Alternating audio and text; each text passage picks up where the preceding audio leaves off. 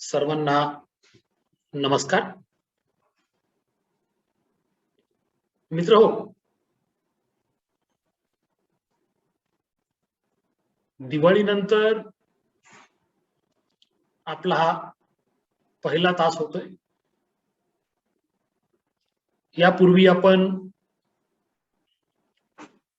2 sessions मध्ये वेगळ्या वेगळ्या टॉपिक्सवर चर्चा केलेली आहे. आज मी आपल्या समोर आणखीन एक नवीन टॉपिक घेऊन येतोय आणि टॉपिकचं टायटल आहे ओपन ऍक्सेस पब्लिशिंग. तुम्हा सर्वांना माहितच आहे की आज आपण हायली टेक्नॉलॉजिकल विश्वात जगत आहोत. जे जग आपल्या अवतीभोवती आहे किंवा आपण ज्या जगाचा आपण अंश आहोत,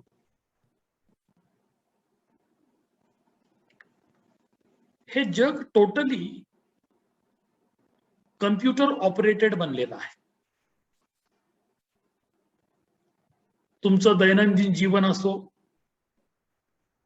दळणवळण असो,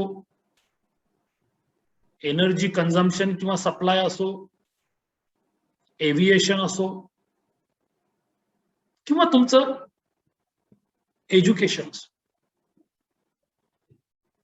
आपल्या अवतीभोवती जवळपास प्रत्येक घटकात कम्प्युटरचा वावर आज आपण सगळेजण पाहतो. आणि मला असं वाटतं की आज आपण कम्प्युटर शिवाय किंवा ह्या आयसीटी टेक्नॉलॉजी ज्याला म्हणतो आपण, इन्फॉर्मेशन अँड कम्युनिकेशन टेक्नॉलॉजी, त्याशिवाय आपण क्षणभर देखील जगू शकत नाही. आणि या संपूर्ण अल्ट्रा ऍडव्हान्स्ड विश्वाचा विचार केल्यानंतर याची जेव्हा आपण जोड शिक्षणाशी लावतो, मग हेही आपल्याला तेवढंच मान्य करावं लागेल की शिक्षण देखील यापासून अलिप्त राहू शकलेलं नाही. आणि आज मी ज्या टॉपिकला घेऊन आलोय तो आहे ओपन ऍक्सेस पब्लिशिंग नावाचा टॉपिक. तुम्हाला माहितच आहे की सुरुवातीपासूनच आपण अतिशय पारंपरिक पद्धतीनं जी काही प्रकाशनाची धुरा आपण सांभाळत आलो, त्यामध्ये ऑफलाईन पब्लिकेशन आणि ऑनलाईन पब्लिकेशन असं एक डिव्हिजन केलं जातं. आता आजचा विषय सुरू करण्यापूर्वी ऑफलाईन आणि ऑनलाईन पब्लिकेशन मधला फरक आपण समजून घेऊ, जेणेकरून ओपन ऍक्सेस पब्लिशिंग मधले जे काही अंतर्भूत घटक आहेत ते समजून घेणं आपल्याला सर्वांना सोपंच. आता ऑफलाईन पब्लिकेशन म्हणजे पारंपरिक पद्धतीनं प्रिंट स्वरूपात केलेलं प्रकाशन. आता पारंपरिक पद्धत म्हणजे कोणती? जसं तुम्ही आजकाल काही जर्नल्स बघता, ऑनलाईन पण आहेत, ऑफलाईन पण आहेत. काही काही जर्नल्स केवळ ऑफलाईन आहेत, तर काही जर्नल्स हे केवळ ऑनलाईन आहेत. पण काही जर्नल्स हे हायब्रिड प्रकारचे आहेत, म्हणजे ऑफलाईन पण आहेत आणि ऑनलाईन पण आहेत. मग ह्या काळाचा विचार केल्यानंतर या सगळ्या गोष्टी आपोआपच आपल्या समोर येतात. तुम्ही देखील काही प्रकाशनं केली असतात, विशेष करून पारंपरिक पद्धतीनं, ज्याला आपण ऑफलाईन पब्लिकेशन म्हणू. म्हणजे एखाद्या जर्नलला तुम्ही तुमचा रिसर्च पेपर सादर केला असेल, त्यांनी त्यांची जी काही रिव्ह्यूची प्रक्रिया आहे ती पूर्ण केली असेल, अपेक्षित कालावधीप्रमाणे त्यांनी त्याचं प्रकाशन केलं असेल आणि प्रिंट स्वरूपात, छापित स्वरूपात तुमच्याकडे त्याची एक प्रत लेखक म्हणून तुम्हाला ती पाठवली गेली असेल किंवा रिसर्चर म्हणून तुम्हाला ती पाठवली. ही झाली पारंपरिक पद्धत. परंतु गेल्या 30 वर्षामध्ये कम्प्युटरचा वापर, इंटरनेटचा वापर इतक्या मोठ्या प्रमाणात वाढला की बऱ्याचशा गोष्टी ह्या कालांतरानं फक्त ऑफलाईन करण्याऐवजी त्या ऑनलाईन देखील होऊ लागल्या. आणि त्यातूनच जन्म घेतला तो म्हणजे ऑनलाईन, म्हणजेच इंटरनेटच्या माध्यमातून विविध प्रकारची जी संशोधनाची कार्य आहेत ती केवळ एका क्षेत्रापुरती, एका राष्ट्रापुरती किंवा एका कॉन्टिनेंट पुरती मर्यादित न राहता ती एका क्षणात जगाच्या पाठीवर उपलब्ध व्हायला लागली. आणि त्यालाच आपण ऑनलाईन म्हणजेच कम्प्युटर असिस्टेड, इंटरनेट असिस्टेड जे काही पब्लिकेशन्स आहेत त्याला आपण ऑनलाईन पब्लिकेशन्स म्हणायला लागलो. पण तुम्ही थोडं जर एक 30 वर्ष मागे जाल, म्हणजे मी 1991 ते 2000 या कालखंडाचा विचार करू लागलोय, तर या काळामध्ये भारतासारख्या राष्ट्रात कम्प्युटर हे मर्यादित संख्येने होते किंवा ज्यांना ते अफोर्डेबल होते, परवडण्याजोगे होते त्यांच्याकडेच होते. आणि जनसामान्यांपर्यंत कम्प्युटरचा वावर आणि वापर हा आज जेवढा आपण अवतीभोवती पाहतो तेवढा झालेला नव्हता. आणि साहजिकच जगाच्याही पाठीवर जी काही डेव्हलपिंग कंट्रीज असतील, ज्याला आपण विकसनशील राष्ट्र म्हणतो, किंवा जी काही अंडर डेव्हलप्ड कंट्रीज आहेत, जी गरीब राष्ट्र आहेत, त्या राष्ट्रापर्यंत हे तंत्रज्ञान आणि ह्या सगळ्या फॅसिलिटीज पोहोचणं साहजिकच दुराप असतं. म्हणजे थोडक्यात सांगायचं झालं तर याच्यावरती जी मक्तेदारी होती ती एक तर युरोपियन कंट्रीजची किंवा अमेरिका, कॅनडा, ऑस्ट्रेलिया अशा प्रगत राष्ट्र. परंतु याच दशकामध्ये म्हणजे 20व्या शतकाच्या शेवटच्या दशकामध्ये 1991च्या पुढे म्हणतोय मी, खऱ्या अर्थानं एज्युकेशन मध्ये, विशेष करून संशोधन क्षेत्रामध्ये आमूलाग्र बदल व्हायला लागले. आणि तिथून मग ती बुडापेस्ट या ठिकाणी घेतलेली कॉन्फरन्स असो, त्यातून जे काही ओपन ऍक्सेस सिस्टम डेव्हलप झाली, मग त्यातून जगाच्या पाठीवरती परिवर्तन होत गेली, त्याचा प्रभाव आणि परिणाम भारतावरही घडला. भारतात देखील अशा प्रकारच्या ऑनलाईन डिपॉझिटरीज क्रिएट करणं सुरू झालं. आणि त्यातून हे जे ऑनलाईन पब्लिकेशनचं जाळं आहे ते जगभर पसरलं. मला असं वाटतं की या संदर्भात जी अपेक्षित बॅकग्राऊंड आहे, पार्श्वभूमी आहे, ती कदाचित तुमच्यापर्यंत आता पोहोचलेली असेल. आणि इथून मी माझ्या विषयाला सुरुवात करतो. आणि आज मी जे भाष्य करणार आहे त्याचं टायटल किंवा टॉपिक असं आहे, ओपन ऍक्सेस पब्लिशिंग. म्हणजे तुम्ही जे काही संशोधन करा आणि संशोधन प्रकाशित कराल तर ते एखाद्या पुस्तका इतकं, एखाद्या मॅगझिन इतकं, एखाद्या जर्नल इतकं मर्यादित असणार नाही, तर ते जगाच्या पाठीवरती प्रत्येक कानाकोपऱ्यात इंटरनेटच्या माध्यमातून ते उपलब्ध होतं.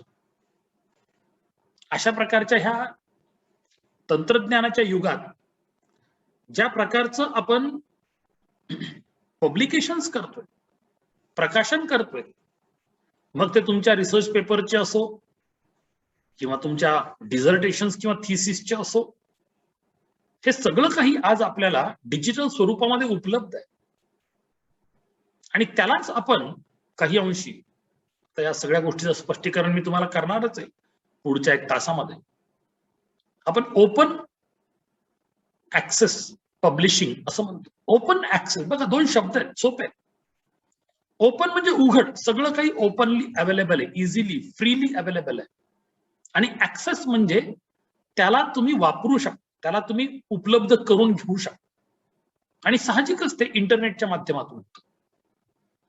तर ह्या ओपन ऍक्सेस पब्लिशिंगला समजून घेण्यासाठी मला वाटते आजचं हे व्याख्यान निश्चितपणे तुम्हाला कामी पडणार आहे.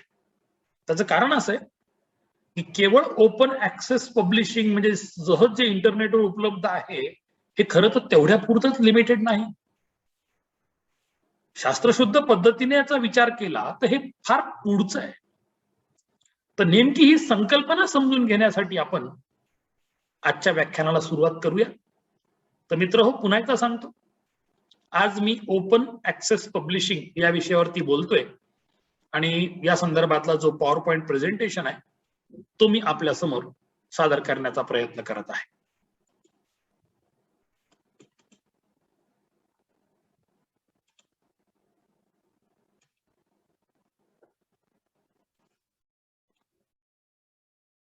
I hope my PPT is visible to you all.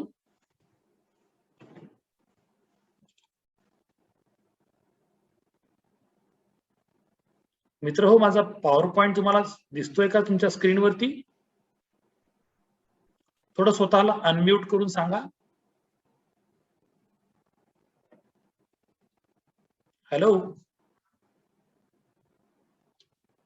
Hello,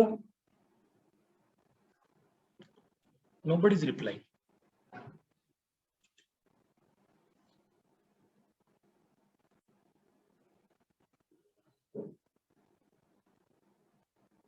hello,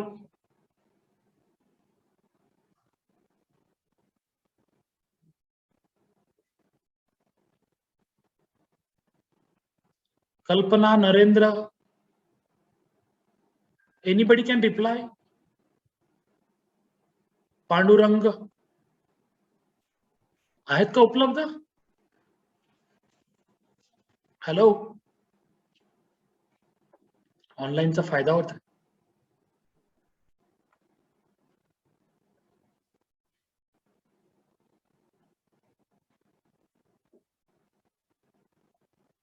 hello Sheetal, माझा आवाज पोहोचतोय का?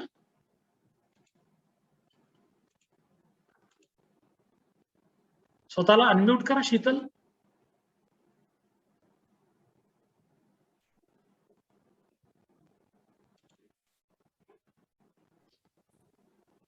ओके फाइन, पीपीटी दिसतंय, ठीक आहे, मेसेज टाकला. Okay okay fine, no problem. See there should be some communication, I am unable to understand that, right? ठीक आहे.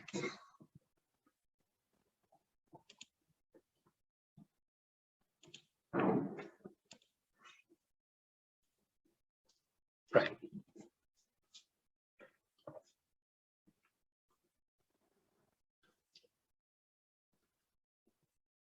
तर मित्र हो, आज आपण ओपन ऍक्सेस पब्लिशिंग या विषयावरती चर्चा करण्याचा प्रयत्न करू.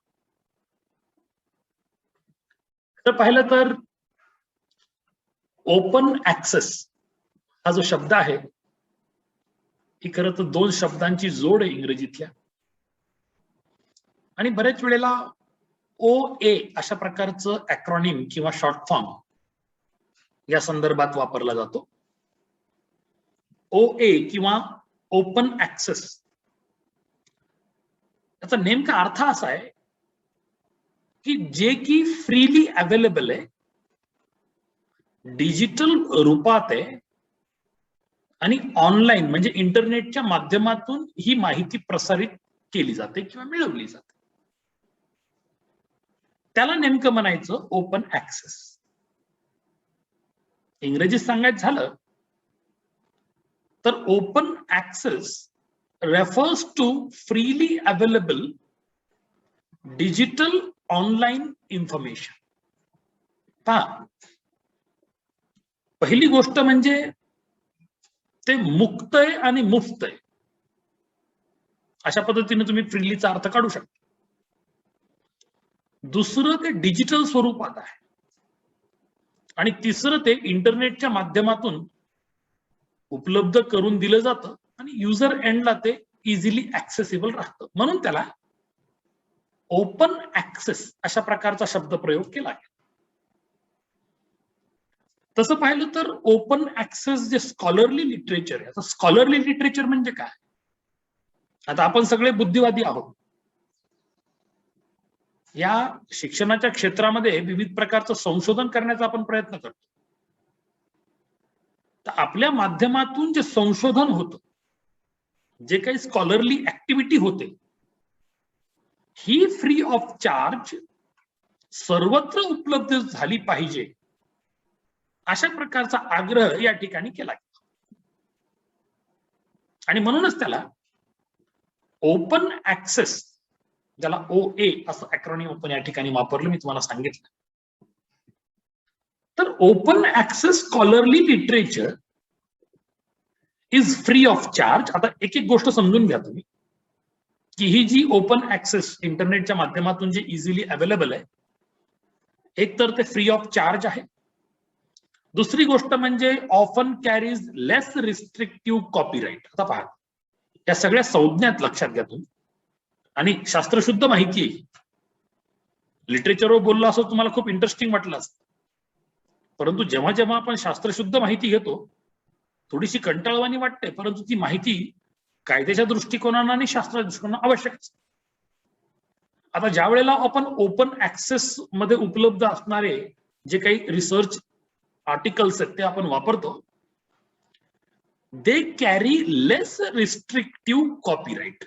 आता जर समजा तुम्ही तुलना केली की ऑफलाईन पद्धतीनं एखादं प्रकाशन तुम्ही केलेलं आहे आणि एखादं प्रकाशन तुम्ही ओपन ऍक्सेस मध्ये ऑनलाईन पद्धतीमध्ये केलेलं आहे, तर ऑफलाईन पद्धतीमधले कॉपीराईटचे नियम हे जास्त कडक आहेत कम्पेअर टू ऑनलाईन.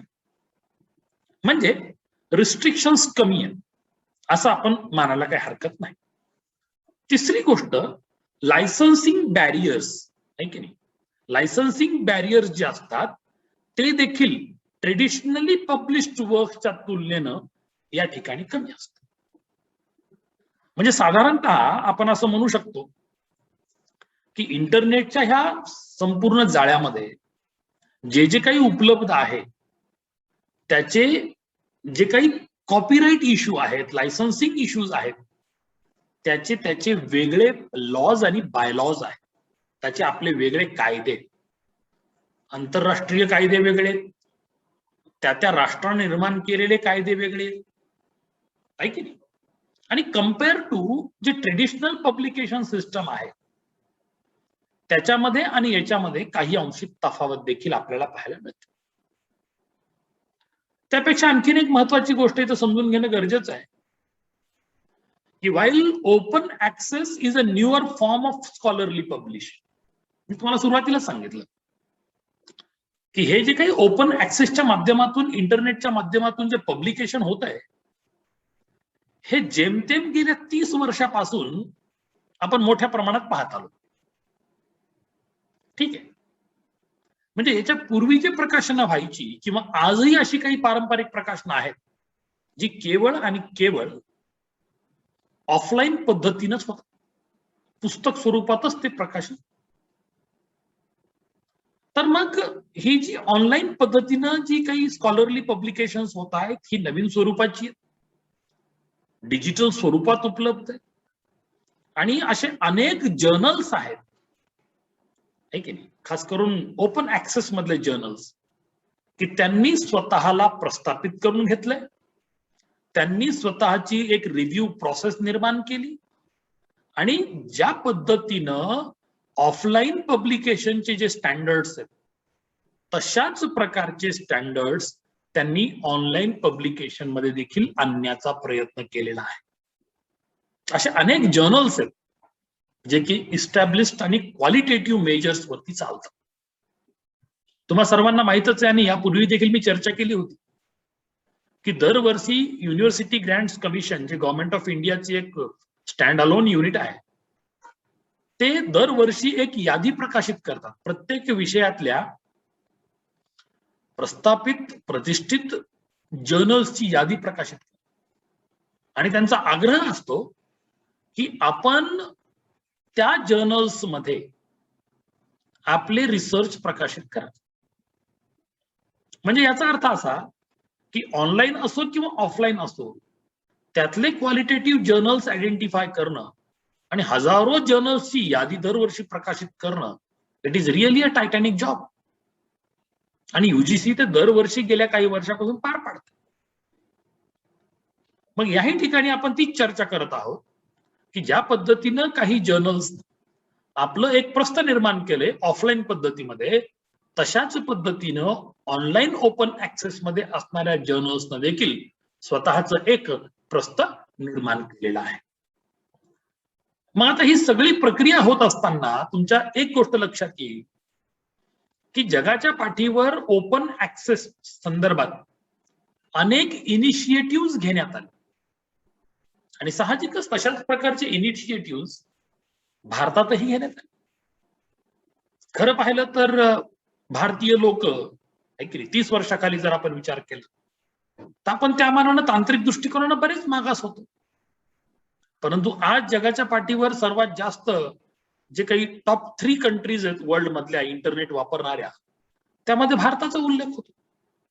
म्हणजे 30 वर्षानंतर अशा प्रकारचं परिवर्तन आपल्याला आज पाहायला मिळतं. तर एक काळ असा होता की आपल्याकडे इंटरनेटच्या माध्यमातून किंवा ओपन ऍक्सेस मधले जे जर्नल्स होते, ओपन ऍक्सेसच नाही तर मी तर म्हणतो की प्रिंट व्हर्जन मधले जे इंटरनॅशनल जर्नल्स होते, मग ते युरोपातले असो, अमेरिकेतले असो, कॅनडामधले असो किंवा ऑस्ट्रेलिया असो, ते भारतापर्यंत पोहोचायला वेळ लागायचा किंवा पोहोचले तरी ते काही लिमिटेड ठिकाणी पोहोचायचे. म्हणजे याचा अर्थ असा की आपल्याकडच्या रिसर्चरला त्या प्रकारचा प्लॅटफॉर्मच उपलब्ध होत नव्हता किंवा अनन्य प्रकारच्या अडचणींना आपल्याला सामोरं जावं लागायचं. तर त्या काळात लक्षात घ्या, आपल्याकडे एक डॉक्टर राजशेखर म्हणून होते, प्रसिद्ध नाव आहे, तुम्ही फक्त इंटरनेटवर सर्च करा, त्यांच्याबद्दल तुम्हाला बरीच काही माहिती मिळेल. आणि आपण आज ज्या पोझिशन मध्ये आहोत, खास करून ओपन ऍक्सेस जर्नल्सच्या वगैरे, निश्चित फार मोठं क्रेडिट त्यांना जातं. खरं तर डॉक्टर राजशेखर हे नॅशनल सेंटर फॉर सायन्सेस मध्ये कामाला होते, म्हणजे त्या ठिकाणी ते काम करायचे कर्मचारी म्हणून, रिसर्चर म्हणून. आणि त्यांनी तेव्हा गव्हर्नमेंट ऑफ इंडियाला अशी विनंती केली होती की त्यांना एक सर्व्हर प्रोव्हाइड केलं जावं, एक कम्प्युटर सर्व्हर, जेणेकरून ते सगळ्या प्रकारचं जे मटेरियल आहे, रिसर्च ओरिएंटेड मटेरियल आहे, त्याची एक डिजिटल लायब्ररी किंवा त्याला आपण रिपॉझिटरी म्हणतो, ऍक्च्युअल टर्म आहे रिपॉझिटरी, ती तयार करा. आणि डॉक्टर राजशेखर यांनी भारतातली पहिली ई प्रिंट फॅसिलिटी क्रिएट करणारी repository national centre for science या ठिकाणी निर्माण केली. आणि तिथून आपण हा सगळा प्रवास ओपन ऍक्सेस इनिशिएटिव्ह मधला आपण सुरू केला. खरं तर इंटरनॅशनल लेवलचा विचार जर केला तर 1991 ते 2000 या कालखंडामध्ये खूप काम झालेलं आहे. विशेष करून बुडापेस्ट कॉन्फरन्स जी होती ती एक लँडमार्क ठरली या संदर्भामध्ये. आणि जगाच्या पाठीवर पहिल्यांदा अशा प्रकारच्या संशोधनाचा विचार केला गेला की संशोधन हे फक्त संशोधकापुरतं आहे का, संशोधन हे फक्त त्या मार्गदर्शकापुरतं आहे का, का संशोधन फक्त हे त्या संबंधित विद्यापीठापुरतंच मर्यादित राहावं का, याच्यावर चर्चा झाली. आणि त्यातून एक विषय पुढे आला चर्चेला की आपण जर समजा आपलं जे काही स्कॉलरली रायटिंग आहे ते जर आपण इंटरनेटच्या माध्यमातून जगाच्या पाठीवरती डिजिटल स्वरूपात जर सादर केलं आणि उपलब्ध करून दिलं, जे की इझिली, फ्रीली, ओपनली ऍक्सेसिबल असेल, तर हे सगळं जे क्रेडिट आहे ओपन ऍक्सेसचं ते बुडापेस्ट कॉन्फरन्सला जातं. मग तशाच पद्धतीने जेव्हा ही गोष्ट पर्कोलेट होत होत भारतापर्यंत आली तर आपल्याला याच्यामध्ये उतरायला 21वे शतक लागलं. म्हणजे जगाच्या जवळपास आपण 12-13 वर्ष मागे होतो असं म्हणायला काही हरकत नाही.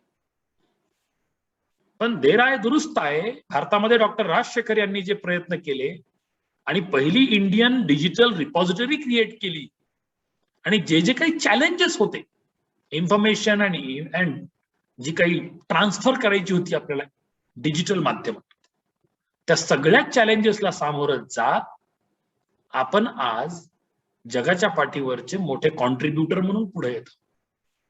आणि साहजिकच ही आव्हानं रिसर्च अँड डेव्हलपमेंटमध्ये किंवा विविध प्रकारचे जे नॅशनल लेवलचे रिसोर्स बेस आहेत त्यामध्ये किंवा इव्हन आताच मी तुम्हाला बोललो की बुडापेस्ट ओपन ऍक्सेस इनिशिएटिव्ह मध्ये प्रमोट केली होती आणि त्याच धर्तीवर भारतात देखील या संदर्भात काम झालं आणि भारतातल्या विविध संशोधनाच्या आणि विकासाच्या कार्यामध्ये मग्न असणाऱ्या संघटना यामध्ये उतरल्या.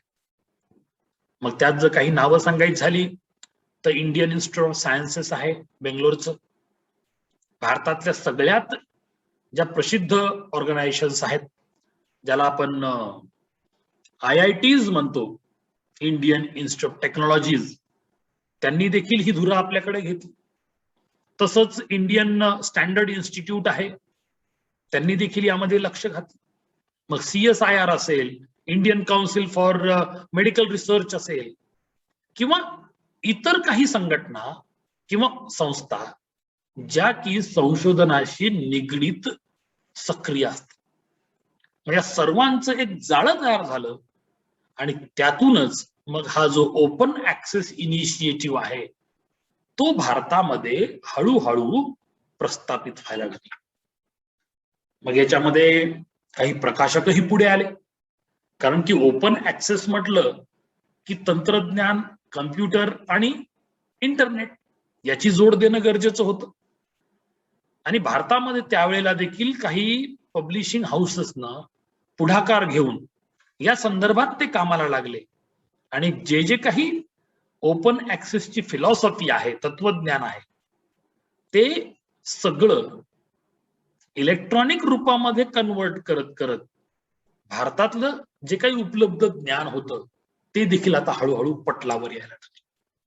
म्हणजे फक्त संशोधनातलंच नाही तर भारताशी निगडीत किंवा आपल्या संस्कृत निगडीत जे काही होतं ते देखील डिजिटलाइज व्हायला लागलं आणि इथून ही जी उत्क्रांती होती ती पुढची वाटचाल करू लागली.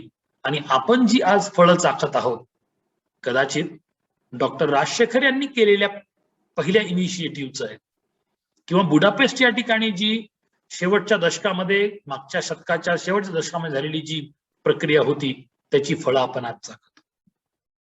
तर हा तो आहे ओपन ऍक्सेस इनिशिएटिव्ह आणि यातून खऱ्या अर्थानं जगाला, फक्त भारतालाच नाही तर जगाला ओपन ऍक्सेसच्या माध्यमातून जर्नल्स म्हणा, आर्टिकल्स म्हणा, थिसिसचे कॉम्पोनंट्स किंवा पार्ट्स म्हणा किंवा ना पूर्ण थिसिस म्हणा, डिझर्टेशन्स म्हणा, हे उपलब्ध व्हायला लागले. मग जगाच्या पाठीवरचे संशोधक असो, लेखक असो, प्रकाशक असो, मग ते डिजिटल स्वरूपात करणारे असो किंवा ऑनलाईन स्वरूपात करणारे असो, हे सगळे एका प्लॅटफॉर्मवरती आले आणि साहजिकच त्यांनी एक वेगळ्या स्वरूपात आपल्या समोर हे ज्ञान सादर केलं आणि त्यालाच आपण असं म्हणतो की ओपन ऍक्सेस. आणि भारतात किंवा जगाच्या पाठीवर जे इनिशिएटिव्ह घेतले त्याला आपण ओपन ऍक्सेस इनिशिएटिव्ह असं म्हणतो. आता आपण थोडंसं जायचा प्रयत्न करू आणि यानंतर कारण की पुढची सगळी चर्चा करण्यापूर्वी जोपर्यंत आपल्याला यातल्या काही टर्म्स माहित असत नाही, त्याला आपण टेक्निकल टर्मिनॉलॉजी म्हणू किंवा डिजिटल वर्ल्ड मध्ये जी टर्मिनॉलॉजी आपण वापरतो ती म्हणू, त्या जोपर्यंत आपल्याला माहित असत नाहीत तोपर्यंत आपण त्याच्यावरती चर्चा करू शकत नाही. तर मित्र हो, या ठिकाणी आता बहुतेक 5-7 मिनिटाचा वेळ राहिलेला आहे, तरी हरकत नाही. जरी समजा ही मीटिंग संपली तर सेम लिंक न पुन्हा एकदा तुम्ही जॉईन करा. My humble request to all of you. कारण की आणखीन एक 40 मिनिटाचा वेळ मला लागू शकतो असं मला वाटतंय.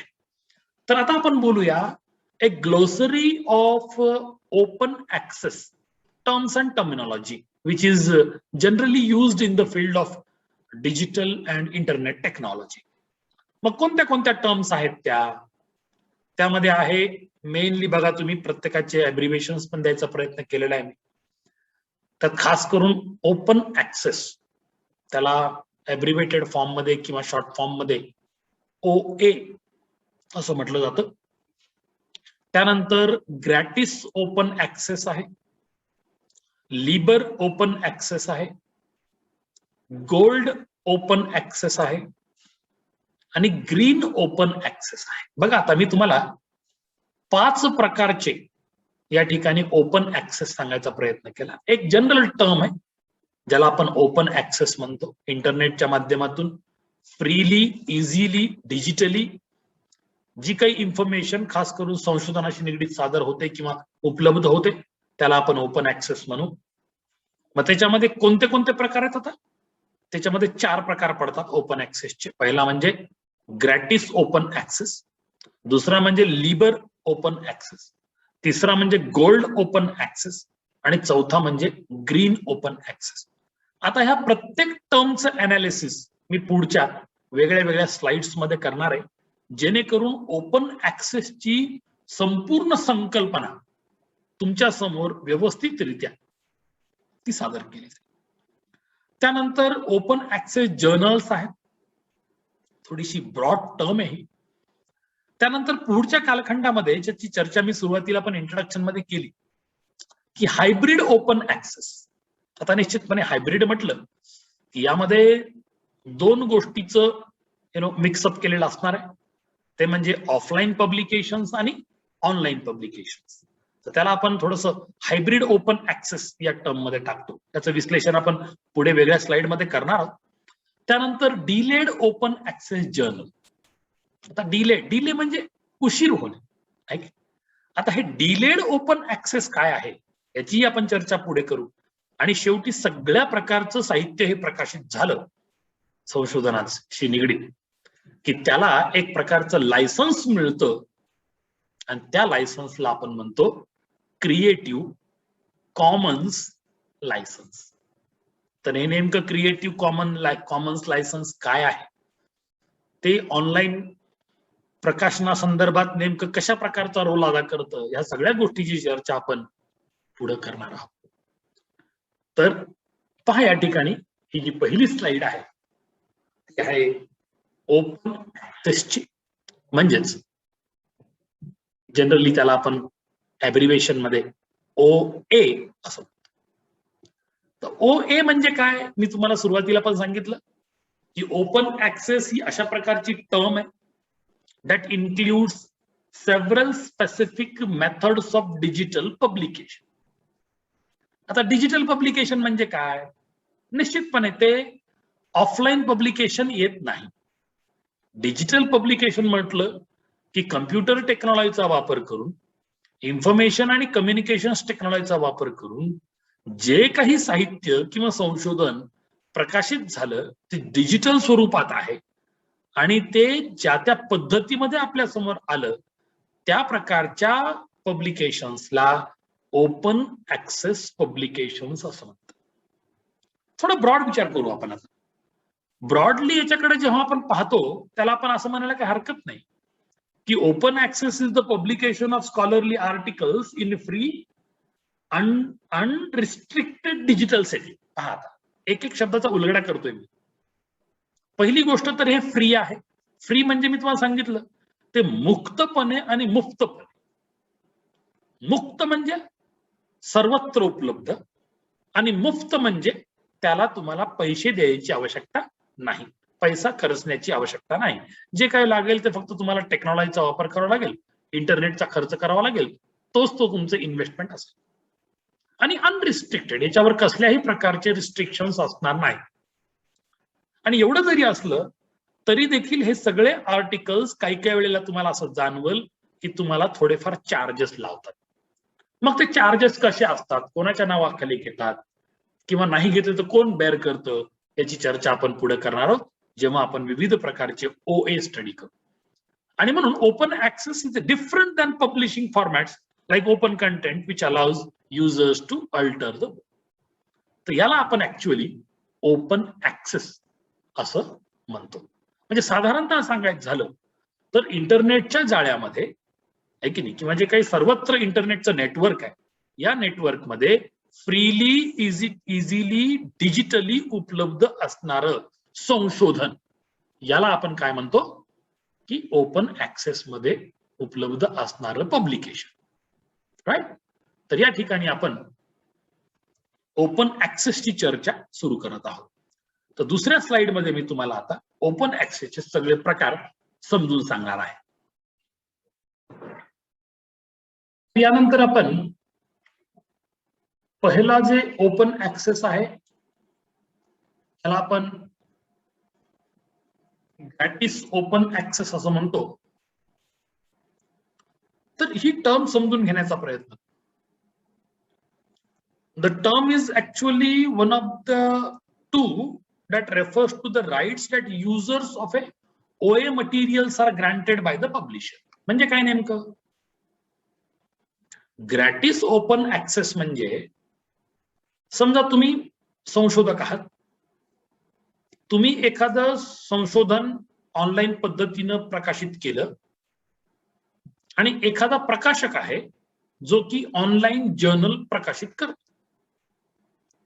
तर तुम्ही सादर केलेलं जे संशोधन आहे ते संशोधन किंवा मटेरियल, एखादी डिझाईन असेल किंवा तुमची कन्सेप्ट असेल किंवा रिसर्च ऍक्टिव्हिटी असेल, जे काय असेल तो जेव्हा तो प्रकाशित करतो तर त्यानं तुम्हाला देखील काही कॉपीराइट्स इश्यू केलेले असतात. तर त्याला साधारणतः आपण ग्रॅटिस ओपन ऍक्सेस असं म्हणतो. मग ते articles and books and chapters that are gratis OA are also freely available.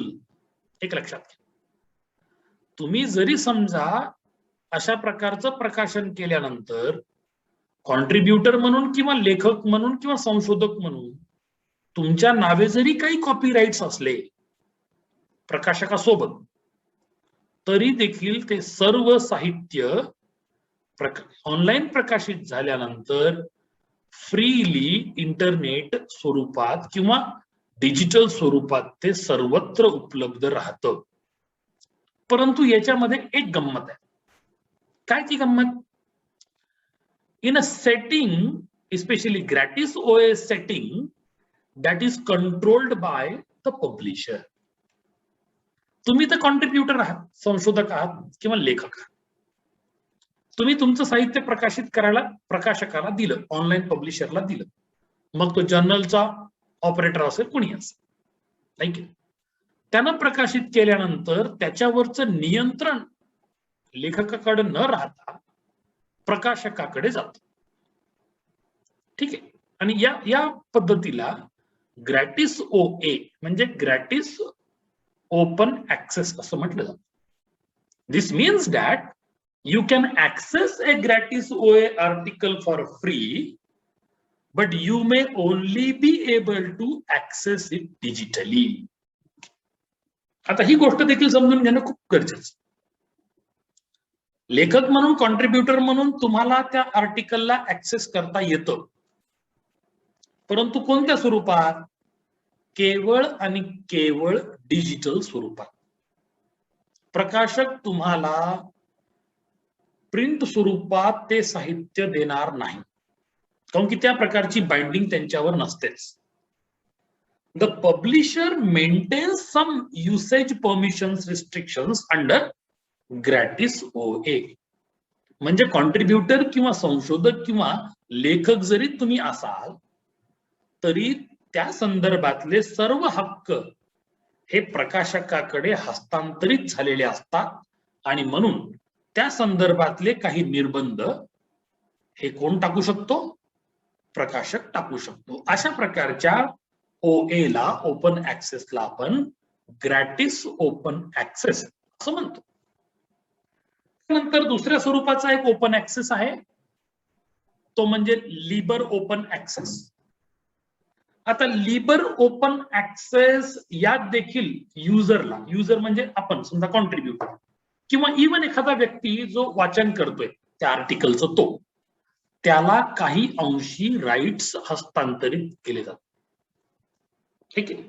आणि libre open access remove what price and usage restrictions. म्हणजे लिबर ओपन ऍक्सेस मध्ये जर समजा एखादं आर्टिकल किंवा एखादं रिसर्च प्रकाशित झालं तर त्याच्यावरती कोणत्याही प्रकारची किंमत आकारली जात नाही, त्याच्यावरती कसल्याही प्रकारचे रिस्ट्रिक्शन्स ठेवले जात नाहीत. जर तुम्ही समजा पहिल्या ग्रॅटिस ओएचा विचार केला तर त्या ठिकाणी प्रकाशक नाममात्र फी म्हणून ऍक्सेसच्या वेळेला तुमच्यावर तो लादू शकतो. It is the will and wish of the publisher. परंतु लिबर ओपन ऍक्सेस मध्ये मात्र असं होत नाही. आणि लिबर ओपन ऍक्सेस मधले जे आर्टिकल्स असतात हे अब्सोल्युटली फ्रीली अवेलेबल असतात आणि may be used however the reader विशेष. आणि एवढंच नाही, तो वाचक त्याचा वापरही करू शकतो. त्याला आपण लिबर ओपन ऍक्सेस म्हणतो. म्हणजे ग्रॅटिस ओपन ऍक्सेस मध्ये ऑनलाईन प्रकाशकाचं काही अंश नियंत्रण राहतं किंवा तो मॉनिटरी बेनिफिट घेऊ शकतो किमान वर्किंग एक्सपेंडिचर काढण्यासाठी. परंतु लिबर ओपन ऍक्सेस मध्ये मात्र असं होत नाही. And this includes the ability to print or distribute the material but may not include the copyright or right to copy. कारण की या संदर्भातले क्रिएटिव्ह कॉमन्सचे लायसन्सेस त्या ठिकाणी ऍप्लिकेबल. म्हणजे काय? म्हणजे तुम्ही अशा प्रकारचं साहित्य वाचू शकता, वापरू शकता, डाउनलोड करू शकता, प्रिंटही करू शकता, परंतु यातला मॅटर तुम्ही कॉपी करू शकता. कारण की याच्यामध्ये तुम्हाला ऑनलाईन पद्धतीचं क्रिएटिव्ह कॉमन्स लायसन्स ऍप्लिकेबल होतं.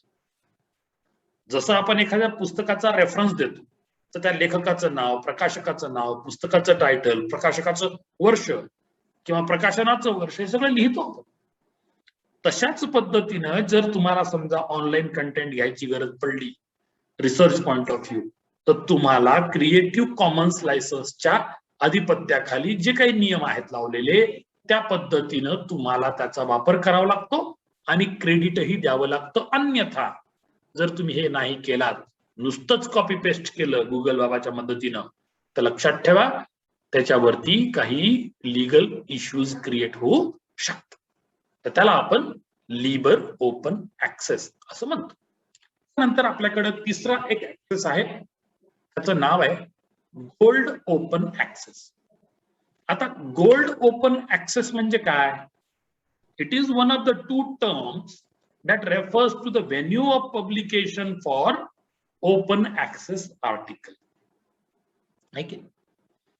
आता गोल्ड ओपन ऍक्सेस मध्ये एक्झॅक्टली कोण प्रकाशक आहे, कुठं प्रकाशन झालं याची स्तंभूत माहिती संबंधित आर्टिकल मध्ये दिलेली असते आणि त्याचा रेफरन्स नेमका कसा द्यावा, कसा घ्यावा या सगळ्या प्रकारच्या गाईडलाईन्स त्या ठिकाणी दिलेल्या असतात.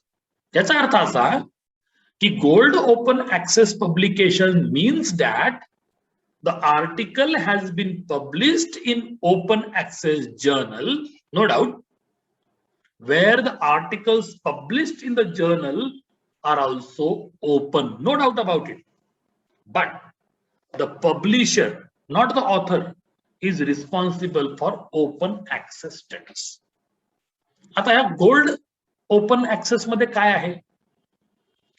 ओपन ऍक्सेस मध्ये सगळे यायले, परंतु ह्या ऍक्सेस मध्ये जे काही ऑनलाईन स्टेटस आहे त्या आर्टिकलची ऑनलाईन जी काही परिस्थिती असेल ते कसं, कुठं, कसं लावायचं किंवा प्रसारित करायचं हे सगळं totally controlled by publisher and of course responsibility that of publisher. म्हणजे या संदर्भात जर काही इश्यूज झाले तर जबाबदारी कुणाची असते? लेखकाची राहत नाही, तर त्या प्रकाशकाची राहते. तशा प्रकारच्या गोल्ड ओपन ऍक्सेस मध्ये जर समजा तुम्ही प्रकाशन केलं तर लक्षात ठेवा, रिव्ह्यू प्रोसेस खूप स्ट्रिक्ट असते. कारण की प्रकाशकावरच सगळ्या प्रकारच्या कायदेशीर कारवाया होतात, त्यातून जर काही इश्यूज क्रिएट झालेत. आणि म्हणून या ऍक्सेसला गोल्ड ओपन ऍक्सेस म्हणतात. आणि याच्यामध्ये आणखीन एक महत्वाची गोष्ट अशी आहे की जर समजा तुम्ही एखादं आर्टिकल वगैरे प्रकाशित केलं तर हा जो पब्लिशर असतो मेंटेनन्स कॉस्टच्या नावाखाली, सबस्क्रिप्शनच्या नावाखाली, किंवा इवन काही वेळेस लेखकाला देखील ऑथर्स चार्जेस नावाखाली हा तुमच्यावरती काही चार्जेस लावू शकतो. तर it is the will and wish of the publisher coming under the gold open access system. म्हणजे हे संपूर्णतः फ्री राहीलच, याची काही शाश्वती नाही. ओपन ऍक्सेस मध्ये असतं ते, परंतु कधी कधी त्या ठिकाणी तुम्हाला नाममात्र फीस वगैरे देऊन ते आर्टिकल तुम्हाला ऍक्सेस करायला मिळू शकतो. नंतर एक पुढचा जो ओए आहे किंवा ओपन ऍक्सेस आहे तो आहे ग्रीन ओपन ऍक्सेस. आता ग्रीन ओपन ऍक्सेस म्हणजे काय? ऍक्च्युअली हा काउंटर पॉइंट आहे गोल्ड ओपन ऍक्सेस. तर जे जे काही मी गोल्ड ओपन ऍक्सेस मध्ये सांगितलं ते थोडंसं काउंटर पॉइंट तुमचा हा ग्रीन ओपन ऍक्सेस करतो. नावात देखील तुम्हाला तो फरक जाणवेल. Under green open access the author publishes an article in a non-open access journal. तर लेखक काय करतो किंवा संशोधक काय करतो, आपलं जे काही साहित्य त्याला प्रकाशित करायचंय तर ते अशा प्रकारच्या जर्नलमध्ये प्रकाशित करतो जे की नॉन ओपन ऍक्सेस आहे, म्हणजेच ते ओपन ऍक्सेस नाही. Then the self publishes the same article on a open access repository. म्हणजे काय? थोडं समजून घ्या, ही थोडी क्लिष्ट प्रक्रिया आहे. उदाहरण घ्या, मी एक रिसर्च आर्टिकल तयार केलं आणि मी ते अशा जर्नलमध्ये प्रकाशित केलं जे की ओपन ऍक्सेस मध्ये येत नाही. ठीक आहे, म्हणजे ते रिस्ट्रिक्टेड फॉर्म मध्ये आहे. परंतु तेच आर्टिकल मी लेखक म्हणून, संशोधक म्हणून जनरली ओपन ऍक्सेस रिपॉझिटरी मध्ये ठेवतो आणि इंटरनेटमध्ये त्याला व्हायरल करतो किंवा फ्रीली ऍक्सेसिबल करतो. तर या ठिकाणी मला ते स्वातंत्र्य लेखक म्हणून आपोआपच कोणाकडून भेटलेलं असतं? त्या non open access journal publisher. So in this case the author is responsible for the open access status. पूर्वीच्या केसमध्ये कसं होतं, गोल्डमध्ये प्रकाशक रिस्पॉन्सिबल होता ओपन ऍक्सेस स्टेटस, परंतु ग्रीन ऍक्सेस मध्ये किंवा ग्रीन ओपन ऍक्सेस मध्ये लेखक स्वतःच तो व्हायरल करतो किंवा इंटरनेटमध्ये त्याला प्रसारित करतो किंवा प्रकाशित करतो, ओपन रिपॉझिटरीमध्ये आणतो आणि त्या संदर्भातले सगळे इश्यूज मग कोणाची रिस्पॉन्सिबिलिटी बनते? संबंधित लेखकाचीच रिस्पॉन्सिबिलिटी बनते. हा नेमका फरक आहे ग्रीन आणि गोल्ड मधला. गोल्ड ओपन ऍक्सेस आणि ग्रीन ओपन ऍक्सेस. अशा पद्धतीनं सगळ्या जर्नल्स आणि ओपन ऍक्सेस सिस्टमची आपण चर्चा केली. मग हे जे ओपन ऍक्सेस जर्नल्स जे आपण म्हणतो नेमके काय? Open access journal or other publication that publishes all content as open access. सुरुवातीला पण मी तुम्हाला सांगितलं इंट्रोडक्शन. म्हणजे जर समजा इंटरनेटच्या ह्या मायाजाळात आपल्याला प्रकाशन करायचं असेल तर ते तुम्ही निश्चितपणे करू शकता. स्वातंत्र्य आहे तुम्हाला ते करण्याचं, लेखक म्हणून किंवा प्रकाशक म्हणून करू शकता. परंतु हा सगळा कंटेंट तुम्हाला ओपनली इंटरनेटच्या ह्या मायाजाळात उपलब्ध करून द्यावा लागतो. Through an optional open access model, authors of accepted papers are given the option of paying and open access publication charge. आता पाया समजा चर्चा केली ती म्हणजे त्या पब्लिशरवर डिपेंड आहे. तुम्ही ऐकलं असेल, तुम्ही पण काही काही जर्नल्स मध्ये तुमची पेपर्स प्रकाशित केली असतील. काही ठिकाणी तुम्हाला 500 रुपये चार्ज लागला, काही ठिकाणी 1000 रुपये लागला, काही ठिकाणी 2000 किंवा 3000 रुपये लागला. It depends on the publisher. म्हणजे या ठिकाणी बरेच वेळेला लेखकाकडून ऑथर फी म्हणून चार्ज करतात. काही काही स्टँडर्ड जर्नल्स असे आहेत लेखकाला फ्री ऑफ कॉस्ट ठेवतात, त्यांच्याकडून काही चार्जेस घेत नाहीत. परंतु at the end of the user, जेव्हा एखादा युजर किंवा रीडर त्याला अप्लाय करतो किंवा ट्राय करतो तर त्याला ते नाममात्र चार्जेस लावतात, डिजिटल कॉपी इश्यू करण्यासाठी वगैरे. म्हणजे अशा प्रकारे सबस्क्रिप्शनच्या नावाखाली म्हणा, जर्नल सबस्क्रिप्शनच्या किंवा ऑथर फीस म्हणा किंवा रीडर्स फीस म्हणा, असं काही ना काहीतरी ते करत असतात. आणि त्या पद्धतीनं मग हे डिजिटल विश्वामध्ये हे तुमचं जे साहित्य आहे ते सर्वत्र प्रसारित आणि प्रचारित होत राहतं. If an author does not choose to pay the open access publication charge, their paper will be published in the normal manner. बघा, समजा आपण लेखक आहोत, आपल्याला वाटलं की आपल्याला काही पब्लिकेशन फी द्यायची, ऑथर फी द्यायची, मग अशा वेळेला तो प्रकाशक काय करतो, तर तो प्रकाशक नॉर्मल पद्धतीमध्ये, नॉर्मल मॅनर मध्ये त्याला ओपन ऍक्सेस जर्नल मध्ये प्रकाशित करतो आणि ते साहित्य फ्रीली ऑनलाईन इमिडिएटली लेखकासहित सर्वांना उपलब्ध होतं.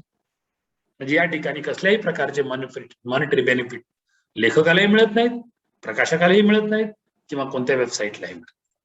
So there are, so therefore there will be a mixture of non-open access and open access papers. आणि म्हणून मग तुम्हाला अशा प्रकारचं एक मिक्सचर देखील या विश्वात तुम्हाला पाहायला मिळतं की ज्या ठिकाणी नॉन ओपन ऍक्सेस आणि ओपन ऍक्सेस दोन्हीही पद्धतीनं प्रकाशन करणारे ऑनलाईन प्रकाशक आपल्याकडे सर्वत्र उपलब्ध असतात. नंतर एक मी तुम्हाला चर्चा करताना सांगितलं होतं की हायब्रिड ओपन ऍक्सेस. तर हे हायब्रिड ओपन ऍक्सेस काय संकल्पना आहे? A journal or other publication wherein selected articles are open access. To gain OA status in one of these journals, the author may need to pay the fee to the publisher in order to get it published. याला आपण hybrid open access. मग यामध्ये नेमकं काय होतं की प्रकाशक काय करत असतो की ऑथर्स कडून आलेलं जे साहित्य आहे तो ते स्वीकारतो प्रकाशनासाठी. प्रकाशनासाठी स्वीकारल्यानंतर तो त्याला ओपन ऍक्सेस मध्ये प्रकाशित करतो, परंतु लेखकाला मात्र ती नाममात्र फीस पब्लिशरला प्रकाशनाच्या प्रक्रियेसाठी म्हणून द्यावी लागते, परंतु वाचकाला ती फी द्यावी लागत. वाचक मात्र फ्री ऑफ कॉस्ट त्या प्रकारचे साहित्य किंवा जे काही संशोधन आहे प्रकाशित झालेलं डिजिटली तो वाचत राहतो किंवा वाचू शकतो, नो रिस्ट्रिक्शन्स अट ऑल. म्हणजे एंट्री लेवललाच लेखकानं थोडीफार फीस द्यायची आणि मग जी काही वेबसाईट मेंटेन होते किंवा होस्ट होते ते सगळे चार्जेस तो पब्लिशर तुमच्याकडून वसूल करत असतो, परंतु कसलाही त्रास वाचकाला होत नाही, कारण की वाचकाला हे सगळं साहित्य फ्रीली अवेलेबल असतं. आणि म्हणून याला हायब्रिड ओपन ऍक्सेस म्हटलं. म्हणजे कसं, वाचकाला फ्री आहे परंतु लेखकाला चार्जेस लागतात, म्हणून त्याला त्यांनी काय केलेलं आहे, हायब्रिड ओपन ऍक्सेस असं म्हटलेलं आहे. नंतरचा एक मुद्दा आहे तो म्हणजे delayed open access.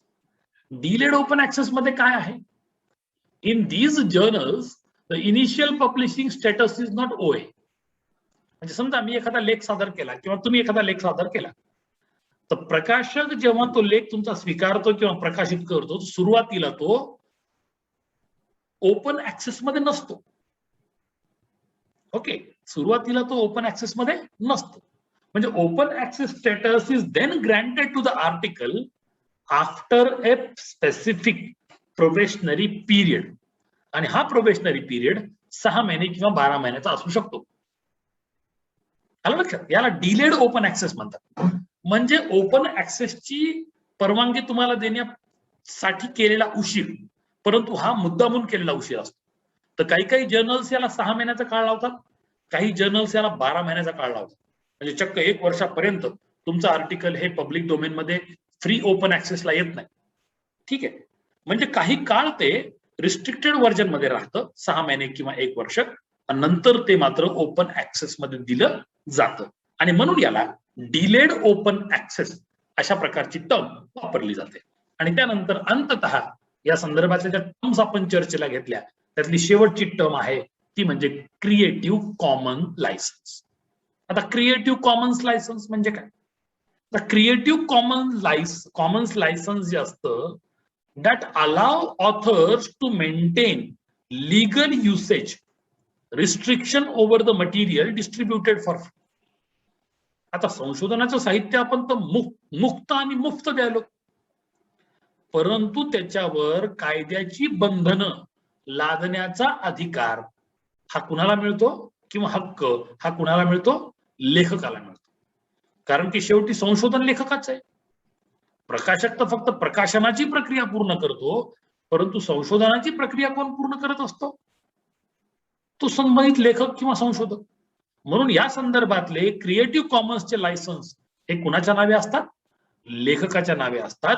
And often these restrictions allow users to access and distribute material. परंतु हे जे क्रिएटिव्ह कॉमन्स लायसन्सचे जे नियम आहेत याच्यामध्ये एक फार मोठी सवलत दिलेली आहे. वाचक तो वाचू शकतो, वाचक तो प्रिंट करू शकतो, वाचक ते डिस्ट्रीब्यूट करू शकतो, वाचक रियूज करू शकतो, परंतु क्रेडिट द्यावं लागतं. Only for educational and other permissible purposes. पण लक्षात ठेवा, याचा वापर फ्रीली कुठे अवेलेबल आहे किंवा करू शकता, तो म्हणजे शैक्षणिक कामासाठी, संशोधनासाठी किंवा पुनर्संशोधनासाठी हे काम आहे.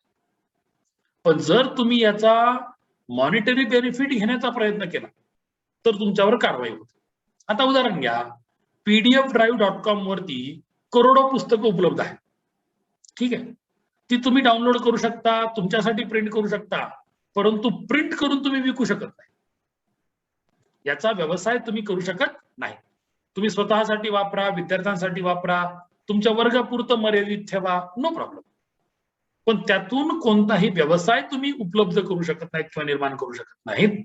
आणि अशा प्रकारचे क्रिएटिव्ह लायसन्सचे जे इम्पोजिशन्स आहेत ते तुमच्यावरती लागतात. आणि these licences can also protect the author from plagiarism and other infringement. आपण यापूर्वी चर्चा केली होती बघा चौर्य वाङ्मया संदर्भात. तर निश्चितपणे जो कोणी वाचक असेल त्याच्यावरही याचे नियम लागू पडतात आणि जो लेखक आहे त्याच्यावर देखील या संदर्भातले नियम लागू पडतात. तर लेखकानं लिखाण करत असताना आहे की सर्व नीतिमत्ता, लेखनाच्या नीतिमत्ता पालन कराव्यात. आणि डिजिटली उपलब्ध झाल्यानंतर आपल्यासारख्या संशोधकांनी किंवा शिक्षण क्षेत्रात असल्याने याचा वापर पुनर्वापर करू शकतो आपण. परंतु प्लेजियरिझमचे आणि या संदर्भात जे काही कॉपीराईटचे इश्यूज आहेत ते लक्षात ठेवून आणि नियम लक्षात ठेवून आपण त्या संदर्भात काम करायला पाहिजे. तरच हे सगळं काही आपल्याला शक्य असतं, हे आपण लक्षात ठेवा. आता यानंतर आणखीन एक महत्वाची गोष्ट या ठिकाणी मला चर्चेला घ्यायची आहे, ती म्हणजे शेर्पा किंवा रोमिओ. आता हे शेर्पा थोडस तुम्हाला पहाडी नाव वाटेल ऐकले, किंवा रोमिओ हे थोडस एक इंग्लिश किंवा ब्रिटिश नाव वाटेल. आणि रोमिओ अँड ज्युलियट हे सर्वत्र प्रसिद्ध आहे जगाच्या पाठीवर. एक ट्रॅजेडी आहे विलियम शेक्सपियर लिहिलेली. ऍक्च्युली आपल्याला त्याच्यावर चर्चा करायची. शेर्पा आणि रोमिओ हे ऍक्च्युअली ऑनलाईन रिसोर्सेस आहेत, लक्षात घ्या. शेर्पा SHERPA त्याला ॲब्रिव्हिएटेड फॉर्म मध्ये आपण शेर्पाच म्हणतो. It is an online resource that aggregate and analyze publisher open access policy. आता एखादा प्रकाशक आहे, ऑनलाईन स्वरूपात तो प्रकाशन करतो. ऑनलाईन स्वरूपात प्रकाशन करत असताना त्यांनी कोणती पॉलिसी अडॉप्ट केली, कोणते मॉड्युलेशन्स त्यानं टाकले, कोणते रेग्युलेशन्स त्यानं ऍड केले, याचं ऍग्रिगेशन आणि अनालिसिस करण्याचं काम हे शेर्पा नावाचं युनिट करत असतं. आणि जगभर या संदर्भातलं काम हे जगभर करतात. हे काही फक्त तुमच्या माझ्या एका 2-4 राष्ट्रापुरतं मर्यादित नाही. आणि एवढंच नाही, हे एवढ्यावर नुसतं अनालिसिस करून थांबत नाही किंवा ऍग्रिगेशन करून थांबत नाही. They provide the summary. ते तुम्हाला त्या संदर्भातली जी काही समरी आहे ती देखील तुमच्यापर्यंत ते पोहोचवतात ऍज पर डिमांड. आणि self achieving permissions and conditions of copyrights given to the author, of course on a journal by journal basis.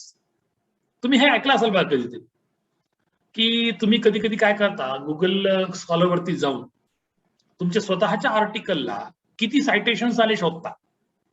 किंवा SNNS नावाची एक ऑर्गनायझेशन आहे.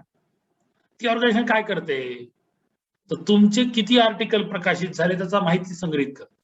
मग तुमचे आर्टिकल किती जणांनी पुन्हा रियूज केले, किती जणांनी वाचले, किती जणांनी सायटेशन दिलं त्याची माहिती गोळा करते आणि वर्षाला तुम्हाला एकदा रिपोर्ट सादर करते किंवा तुमचे एवढे एवढे आर्टिकल इंटरनेटवर उपलब्ध आहेत, एवढ्या वाचकांनी ते वाचलेत, एवढे त्याला डाउनलोड भेटलेत आणि एवढे त्याला सायटेशन्स आलेत. आता ही सगळी समरी तुमच्या मेलमध्ये आलेली असते. म्हणजे अशाच प्रकारची ही ऑर्गनायझेशन किंवा शेर्पा नावाचं जे ऑनलाईन रिसर्च युनिट आहे ते काम करत असतं. दुसरं आहे रोमिओ नावाचं. Romeo is also a kind of service that has collaborative relationship with many international partners. आता बघा, शेर्पा स्टँड अलोन युनिट आहे, ते त्यांच्या अखत्यारीमध्ये सगळे येणारे जे काही काम आहे ते करतात त्यांच्या बळावर. परंतु रोमिओ ही अशी ऑर्गनायझेशन आहे की ज्यांनी इंटरनॅशनल लेवलला सगळ्याच कॉन्टिनेंटमध्ये आपले पार्टनर्स निर्माण केलेत, ते एकमेकांना सहाय्य करतात आणि त्यातून फार मोठ्या प्रमाणात आहे की अशा प्रकारचे एफर्ट्स घेऊन हे जे काही जागतिक स्तरावरती काम होतं संशोधनाचं त्या संदर्भातलं पूर्ण रेकॉर्ड मेंटेनन्स करतात आणि सर्व्हिसेस प्रोव्हाइड करतात. मग त्याही ठिकाणी पुन्हा पेड सर्व्हिसेस आहेत, फ्री सर्व्हिसेस आहेत वगैरे वगैरे, हे सगळं काम त्या ठिकाणी होत असतं. म्हणजे एक गोष्ट तुम्ही लक्षात ठेवायला पाहिजे संशोधक म्हणून, की शेर्पा आणि रोमिओ हे दोन्ही जे आहेत ते ऑनलाईन रिसोर्सेस मेंटेन करणाऱ्या ऑर्गनायझेशन्स आहेत. नंतर आपण थोडंसं पुढे जाऊया आणि या ठिकाणी आपल्या SPPU कडे येऊया. आता SPPU काय तुम्हाला माहित असेल, सावित्रीबाई फुले पुणे युनिव्हर्सिटी, SPPU. खरं तर त्यांनी देखील या संदर्भात बरंच चांगलं काम केलेलं आहे. सॉफ्टवेअर टूल त्यांनी डेव्हलप केलं. कशासाठी? Just to identify the predatory journals. ऐक, आता या ठिकाणी पहा तुम्ही, SPPU न ऍक्च्युअली एक कमिटी अपॉइंट केली होती. म्हणजे सावित्रीबाई फुले युनिव्हर्सिटी, पुणे युनिव्हर्सिटीनं एक कमिटी इस्टॅब्लिश केली होती किंवा स्थापन केली होती आणि अनेक नामांकित लोक त्या समितीचे सदस्य होते आणि त्यांना हे काम देण्यात आलं की नाव you look after the journals, especially predatory journals, and a recent analysis of who is publishing in such spurious journals has indicated that most authors in print journals are from developing countries, especially India, Nigeria, and some African countries and Middle East countries and so on. आता हा नेमका काय फंडा आहे? आता तुम्हाला माहित आहे की इंटरनेटच्या ह्या मायाजाळामध्ये किंवा महाजाळामध्ये स्टँडर्ड जर्नल्स पण आहेत, सब स्टँडर्ड जर्नल्स आहे की. आणि तुम्हाला माहिती आहे अनेक रिसर्चर्स आहेत जे जेन्युइन ओरिजिनल कॉन्ट्रीब्युशन्स करतात आणि अनेक जण आपापल्या पद्धतीनं, आता मला सांगायची गरज नाही, आपण त्यावर चर्चा केलेली आहे, फॅब्रिकेशन म्हणजे काय, कॉपी पेस्ट म्हणजे काय वगैरे वगैरे. ठीक. तर हे सब स्टँडर्ड ऍक्टिव्हिटी जेव्हा चालते याच्यातून तुम्हाला मुक्त करण्यासाठी खरं तर युजीसीनं ते UGC लिस्टेड जर्नल्सची यादी आणलेली आहे. आता पहा तुम्ही, UGC लिस्टेड जर्नल्स मध्ये प्रकाशन करणं एवढं सोपं नाही. तुम्ही त्या ठिकाणी एखादा लेख टाकल्यानंतर तो रिव्ह्यूला जातो, 2 ते 3 महिने, 6 महिने, कधी कधी वर्ष. आता 1-2 जर्नल्स मी पाहिले की त्याला 2-2 वर्षाचं वेटिंग आहे. आता मला सांगा, तुम्ही जर लेटेस्ट स्टॅटिस्टिकल डेटा कलेक्ट केलेला असेल, 2 वर्षानंतर तो डेटा कितपत कामाला येईल? बरोबर आहे. 2 वर्षानंतर जर प्रकाशन झालं तर तुमचं प्रकाशन हे लेटेस्ट प्रकाशन मानलं जाणार नाही. 2 वर्षाखालचा डेटा तुम्ही दिला असं म्हटलं. म्हणजे अशा अनन्य समस्या असतात आणि SPPU न म्हणजे सावित्रीबाई फुले पुणे युनिव्हर्सिटीनं या संदर्भात एक सॉफ्टवेअर डेव्हलप केलं आणि त्या सॉफ्टवेअर तुम्हाला माहित असेल, तुम्ही तुमचा थिसिस सबमिट केला समजा विद्यापीठामध्ये, तर विद्यापीठ काय करतं माहितीये का? प्लेजरिझम चेक सॉफ्टवेअर मध्ये टाकतं. प्लेजरिझम सॉफ्टवेअर म्हणजे काय? तर चौर्य वाङ्मय किती प्रमाणात तुम्ही घेतलं हे तपासणारं सॉफ्टवेअर विद्यापीठाकडे, प्रत्येक विद्यापीठाकडे. UGCनं त्याची एक हायपरलिंक तयार करून दिलेली आहे, त्या ठिकाणी सगळं हे टेस्ट होतं. म्हणजे तुम्ही स्टँडर्ड काम करताय का सबस्टँडर्ड काम करताय हे सगळं त्या ठिकाणी तपासलं जातं. तशाच पद्धतीनं SPPU न हे जे सॉफ्टवेअर तयार केलं किंवा टूल तयार केलं, just to identify the predatory journals. So it is a problematic academic publishing mechanism that involves charging huge publication fees to the writers without properly checking their articles. आता हे प्रिडेटरी जर्नल्स म्हणजे काय? हे अशा प्रकारचे journals आहेत जे की तुमच्यावर हेफ्टी अमाऊंट, मोठी अमाऊंट तुम्हाला चार्ज करतात त्यासाठी, प्रकाशनासाठी, परंतु तुमच्या आर्टिकलचं, तुमच्या प्रकाशनाचं ते स्टँडर्ड मेंटेन करत नाहीत, कारण की त्यांच्याकडे प्रॉपर रिव्ह्यू प्रोसेस पण होत नाही, पण तुम्हाला मात्र तगडी फीस त्यांना द्यावी लागते. म्हणजे अशा प्रकारे काही जर्नल्स आहेत, त्याला प्रिडेटरी जर्नल्स म्हटलं गेलं आहे की. So they charge the fees but they don't maintain the quality. मग अशा प्रकारच्या जर्नल्स मध्ये आपल्याला वाटतं आपण तर हेफ्टी अमाऊंट दिली, मोठी फीस दिली आहे की नाही, लँग्वेज एडिटिंगसाठी दिली किंवा रिव्ह्यू प्रोसेससाठी दिली, परंतु हे जर्नल्स फक्त पैसे कमवण्याचं काम करतात, त्यातून ते क्वालिटी मेंटेनन्सचं काम करत नाहीत. So without properly checking articles for quality and legitimacy, and without providing the other editorial and publishing services that standard and the legitimate journals, म्हणजे लक्षात ठेवा, लेजिटिमसी, इलिजिटिमसी, जे की कायदेशीर पद्धतीनं योग्य काम करताय ते जर्नल स्टँडर्ड, परंतु काही लोक कायदेशीर पद्धतीनं पैसे कमावतायत परंतु क्वालिटी मेंटेन करत नाहीत. अशा प्रकारचे काही जर्नल्स आहेत, त्याचा शोध घेण्याचा प्रयत्न सावित्रीबाई फुले पुणे युनिव्हर्सिटीनं एक सॉफ्टवेअर डेव्हलप केलं, आणि त्यात त्यांच्या लक्षात आलं की भारतीय, नायजेरियन किंवा आफ्रिकन किंवा मिडल ईस्ट मधले लोक जास्तीत जास्त संशोधक अशा प्रकारच्या जर्नल्स मध्ये प्रकाशन करायले, त्यांचे पैसेही बुडायले, सबस्टँडर्ड ठिकाणी पब्लिकेशन व्हायले, आणि मग त्यांचं पब्लिकेशन हे नेहमी क्वेश्चनेबल राहतं. अशा प्रकारच्या टूल्सला आपण साधारणतः SPPU असं म्हणतो. नंतर एक आहे आणखी जेन नावाचं एक बिब्लिओग्राफिक जर्नल सिलेक्शन टूल आहे, JANE. It is again a free of cost online bibliographic journal selection tool. आता हे टूल काय काम करतं नेमकं, हेही काय करतं, तुमचे जे काही आर्टिकल्स असतात, तुम्ही ज्या ज्या प्रकारचे रेफरन्सेस तयार केलेत किंवा वर्क सायटेड केलेत, त्याची सगळी स्तंभूत माहिती हे गोळा करतात. आणि हे जर्नल सिलेक्शन टूल लक्षात, which is also non as matching or journal comparison tool. आपण बघतो की नाही, समजा गृहीत धरा तुम्हाला एखादा नाही का प्रकाशन करायचं, तुम्हाला असं वाटलं की बा माझ्या प्रकाशनामध्ये कुणाचं किती आलं मला तपासायचं, तर हे तपासतात.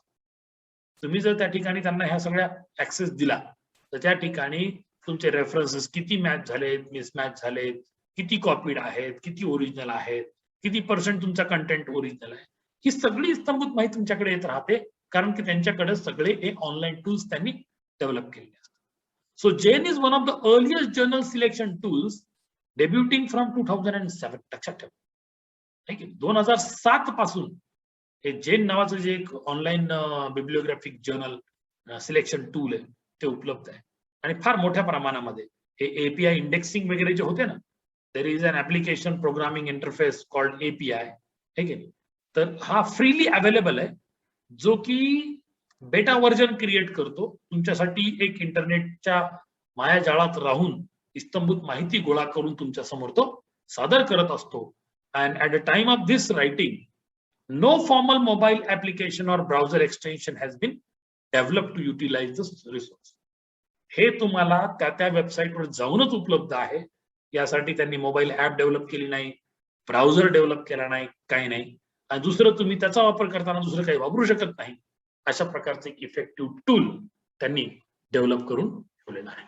आणि अशा पद्धतीनं हे जे आज आपण ओपन ऍक्सेस पब्लिशिंग संदर्भाची चर्चा केली ती या ठिकाणी संपुष्टात येते. तर माझ्या पद्धतीने मी प्रयत्न केला की ओपन ऍक्सेस म्हणजे काय, ओपन ऍक्सेस पब्लिशिंग म्हणजे काय, ओपन ऍक्सेसच्या टर्म्स अँड टर्मिनॉलॉजी कोणत्या आहेत, आणि तसंच तुमच्या समोर जे शेर्पा, रोमिओ, SPPU आणि जेन हे जे काही म्हणजे ऑनलाईन टूल्स आहेत ते देखील मी तुम्हाला सादर करण्याचा प्रयत्न केला.